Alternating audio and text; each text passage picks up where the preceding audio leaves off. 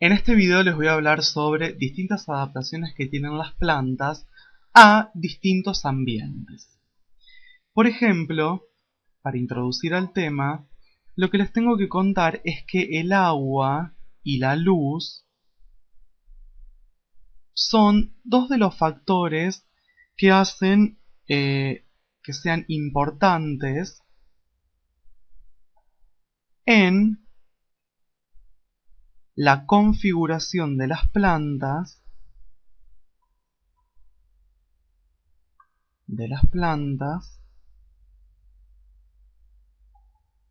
en los distintos ambientes.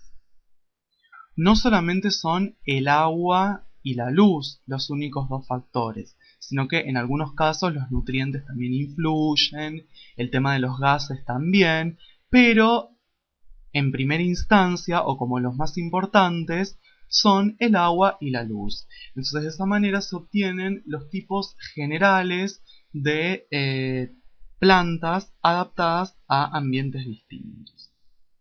Bien, entonces voy a empezar con el primer grupo, que es el grupo de las plantas conocidas con el nombre de hidrófitas. Hidro viene de agua, fita viene de fito, que significa planta.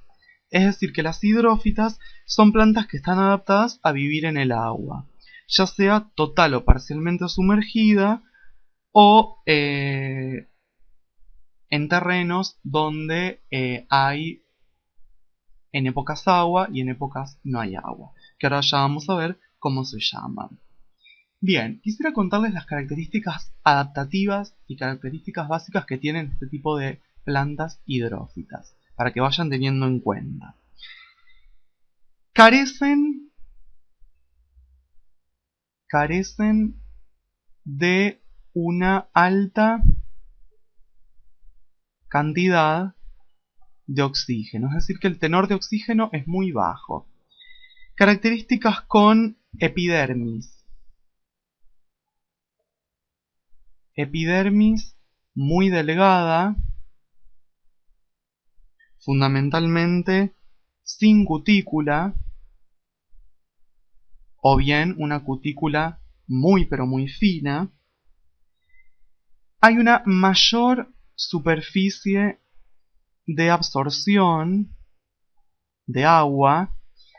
Esto se logra porque las hojas, por ejemplo, en vez de ser hojas enteras, están partidas o muy divididas en distintos segmentos. En general, las especies sumergidas, las plantas sumergidas, no tienen estomas.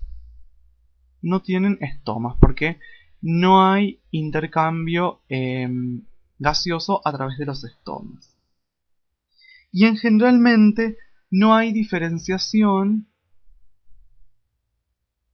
sin diferenciación de parénquima, tanto lagunoso como en empalizada. Es decir que en el mesófilo no hay una diferenciación entre los dos tipos de parénquimas. Bien, estos son las características básicas de cualquier planta hidrófita. Pero vamos a ver ahora que las plantas hidrófitas las podemos dividir en 4 tipos o en 4 grupos. 4 grupos. Perdón, me salió cualquier cosa. 4 grupos. Voy a borrar esto para no tener problemas. Bien, uno de esos grupos es el grupo de las plantas sumergidas. Es decir, que se encuentran arraigadas al fondo del cuerpo de agua y están totalmente sumergidas, no salen por la superficie del agua. Tenemos distintos ejemplos, como les voy a dar para que después busquen la planta llamada cabomba, otra planta denominada potamogeton. Son 2 plantas sumergidas. Otro grupo es el grupo de las plantas flotantes.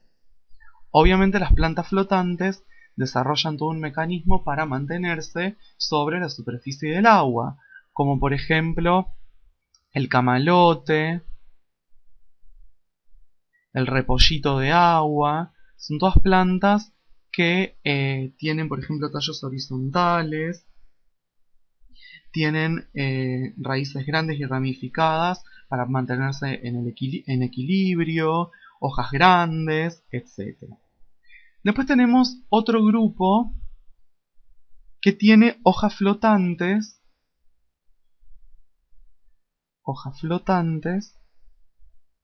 y raíces fijas. Dentro de este grupo, por ejemplo, tenemos a los nenúfares o al irupé. Es decir, que están arraigadas al cuerpo de agua, pero las hojas salen o emergen hacia la superficie del agua y quedan flotando en el agua.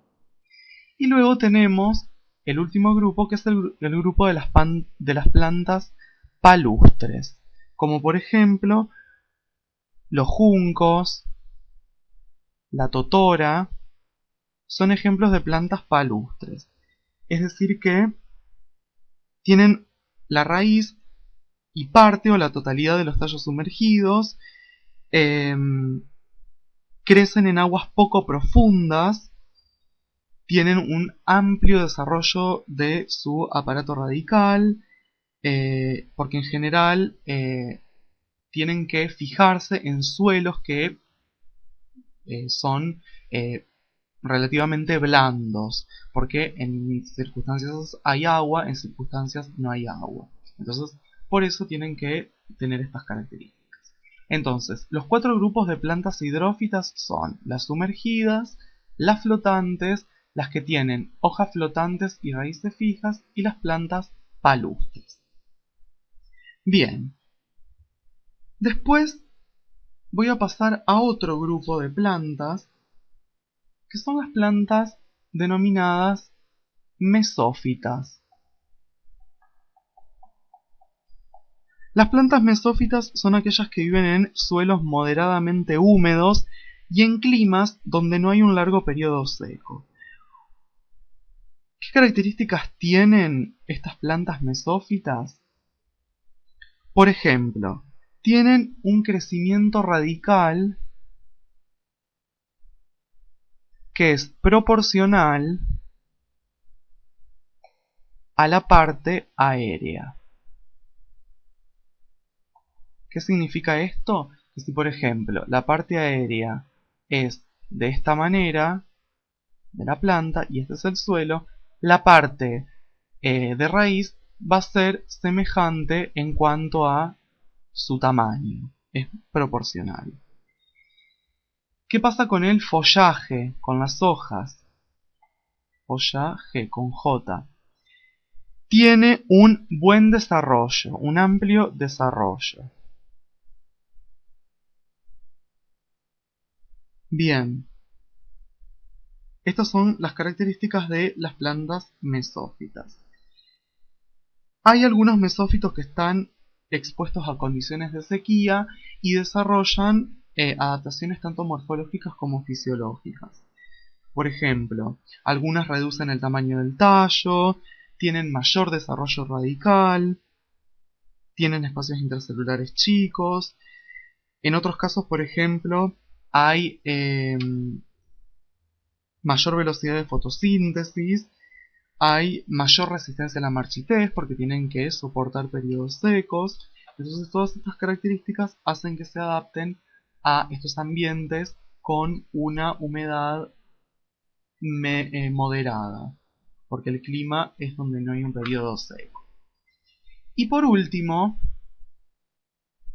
les quiero contar el grupo de las plantas xerófitas.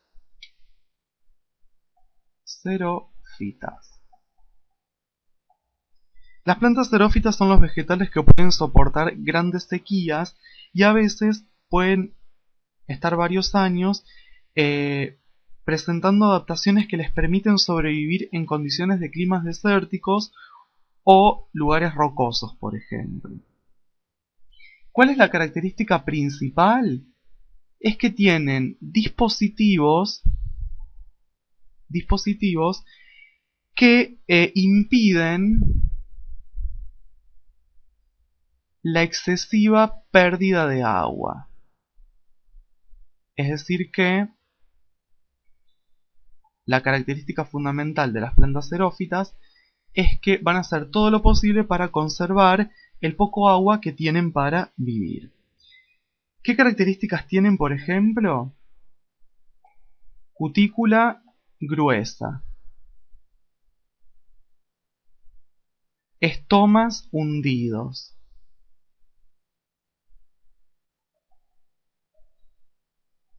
raíces muy largas, para obviamente alcanzar las napas de agua muy profundas.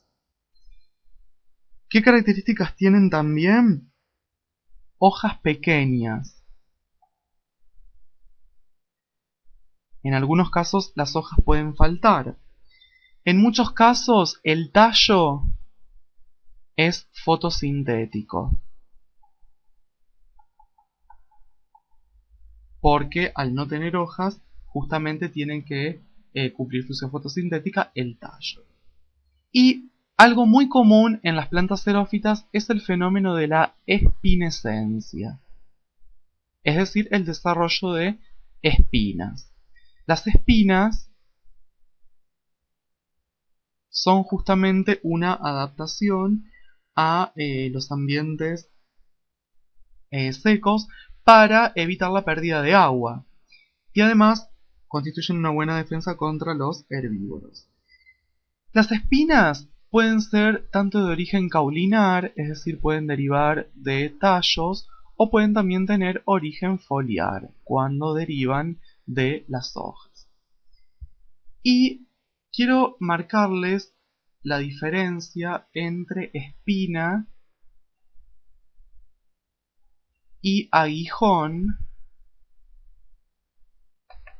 que espina y aguijón no es lo mismo. ¿Por qué? Porque las espinas son formaciones que comprometen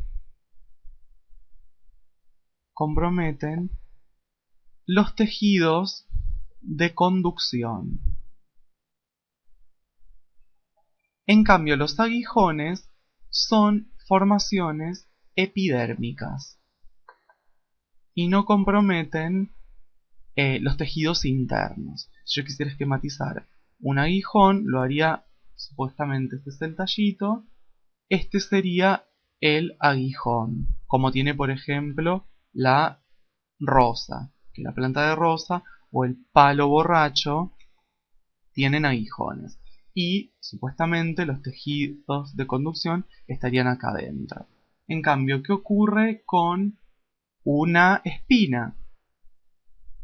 Fíjense que compromete, ahí la espina, compromete los tejidos internos. Estos son los tejidos que pasan por el tallito y fíjense cómo derivan hacia el interior de las espinas.